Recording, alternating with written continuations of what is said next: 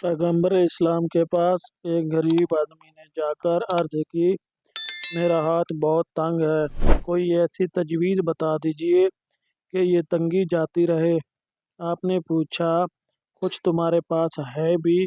उसने कहा, सिर्फ एक दरी और एक लकड़ी का प्याला। फरमाया, दोनों चीज़ें ले आओ।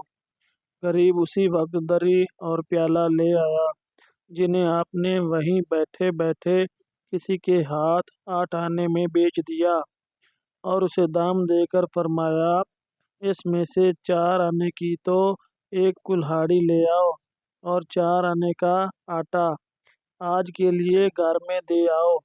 थोड़ी देर में जब वो आटा घर पहुंचाकर और कुल्हाड़ी लेकर आपकी खिदमत में दोबारा हाजिर हुआ तो आपने अपने हाथ से उसमें लकड़ी का दस्ता लगा दिया और फरमाया, जाओ, हर रोज जंगल में जाकर इससे लकड़ियां काट लाया करो और उन्हें बेचकर घर का खर्च चलाया करो। 15 दिन बाद फिर आना और हमें अपना हाल बता जाना।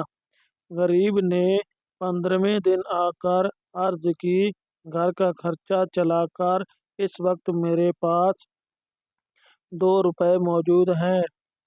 आप बहुत खुश हुए और वो शख्स थोड़े अरसे में खुशहाल हो गया।